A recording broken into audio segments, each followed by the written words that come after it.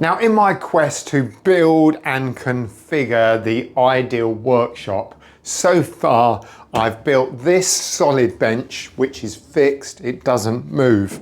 I've got this bench here, which does move. I can move this backwards and forwards, I can turn it round, so if I want a bigger area to work on, I can put it in this position here and stand behind it when I'm doing videos for you guys.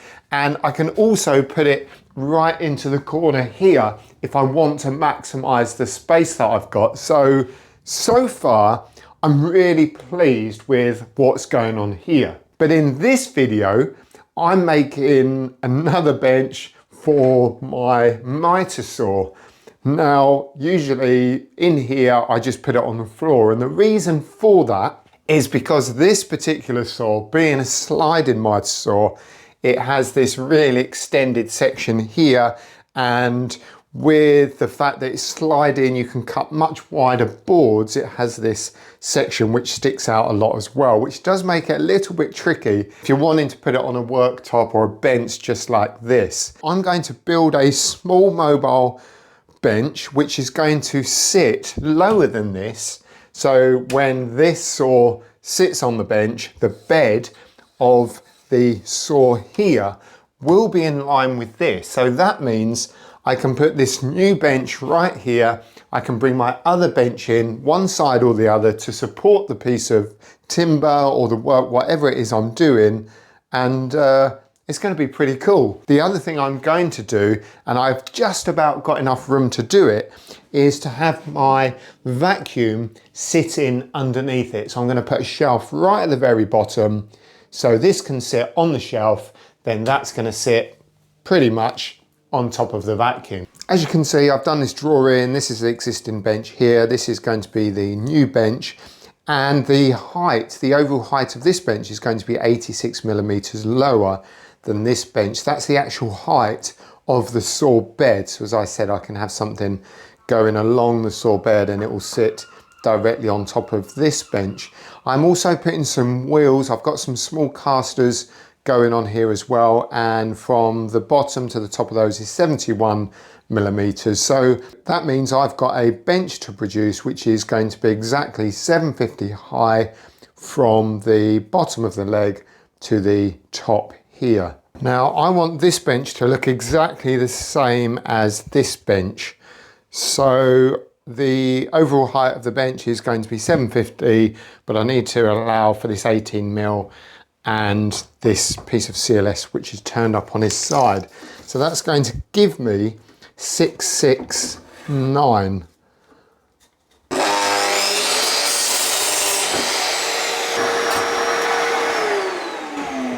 This is why I need this new bench. So we'll do 3 more of these.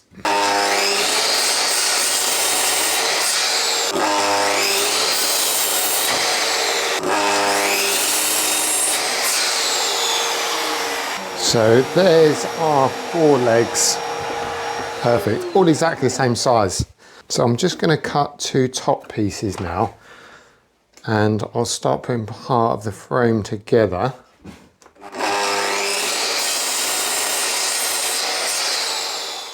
Right, so with these 2 bits cut, the plan is, and to make them look exactly the same as what I've got already, is to start by making this section. So this will be the top and this will be the front of the bench. So because this is going to be so reinforced, I'm only going to put 1 screw into here.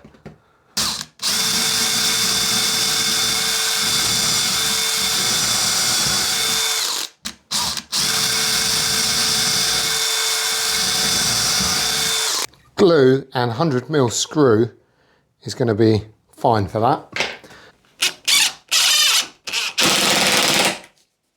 Oh yeah. The next thing I'm going to do is cut the plywood, one for the top and one for the shelf. So these are going to be exactly the same. The only difference is the one on top sits directly on top and the shelf is just going to be notched out for the legs.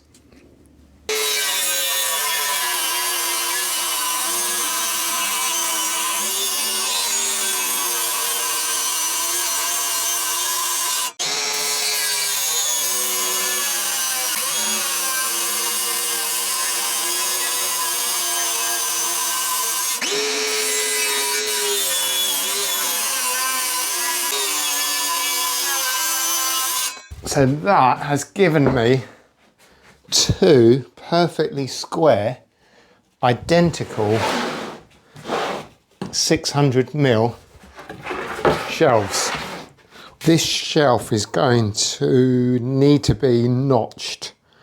So I'm just using a piece of this CLS to mark.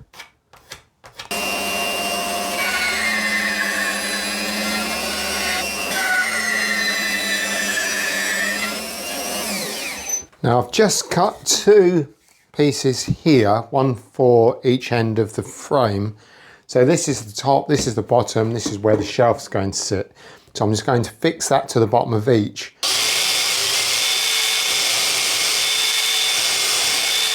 Just drill those through a little bit further. So I'm putting those beefy 100mm screws in. Always a good idea to mark pieces that you're joining, otherwise if you take that off and it's like, oh, which way did I put that on? So I know exactly that that was the way, because it could go that way, or that way, or that way.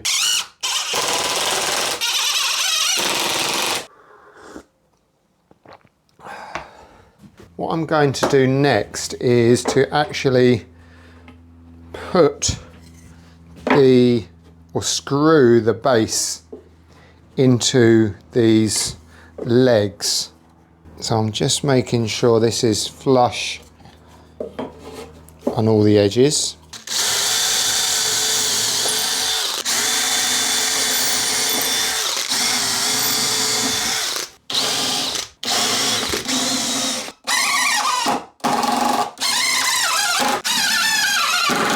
So I've just cut two more pieces to go on the bottom right here underneath the bottom shelf. So we're just going to drill and screw these in.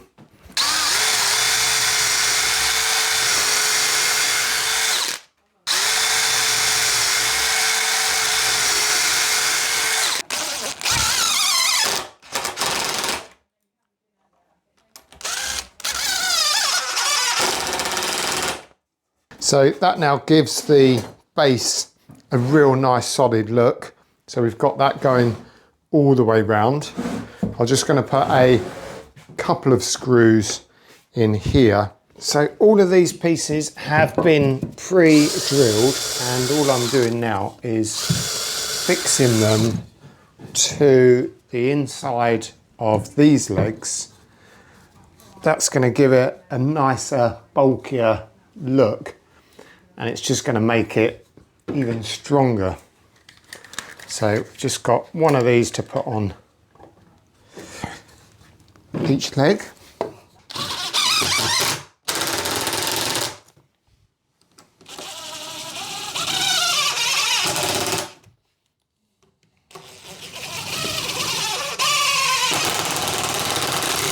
So next, I'm going to get the top screwed on, and then what we'll do, we'll put an infill in here and on this side.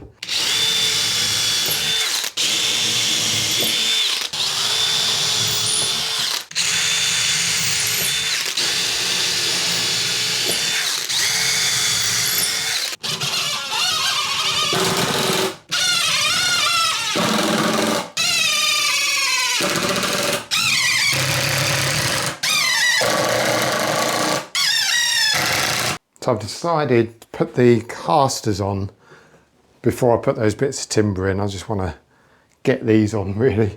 So I'm just getting these in to position. I've marked them one way and then just using the combination square the other, just so I can get a rough position. And the holes in these are quite big, and if I use a normal screw, it's going to fall through, so I've had to use washers on all of these. So we'll just put a hole right in the middle where I've marked it.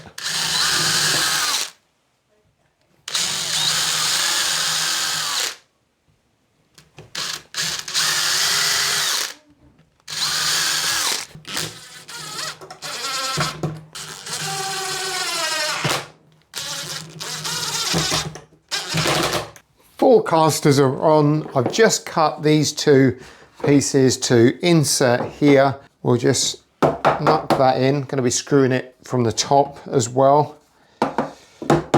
So that'll be perfect.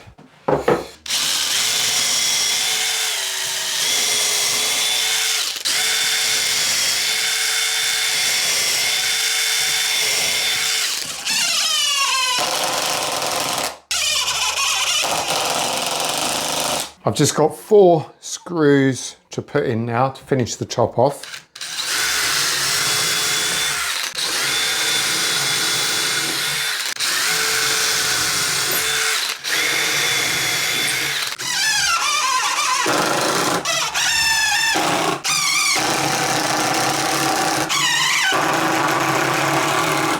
So I drilled some holes in the top of the bench.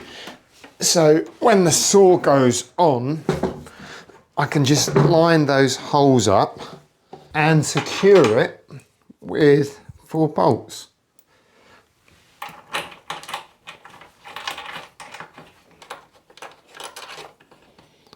Now this saw does have these small rubber feet which grips the table anyway, but with those 4 bolts on there, moving that around, I mean, it's just not going to move anyway, so that's great. What I've also done is added some strips of timber to the base shelf there, so once I grab my hoover, it can't go off the sides. I'm really happy with that. It's really going to help keep the workshop more organised. I can then move it pretty much to any position I want, but the main reason for making it this height is that I can take a long piece of timber and the bench there is going to support it. And then for storage, we'll just pull that forward, spin that round to 45 degrees,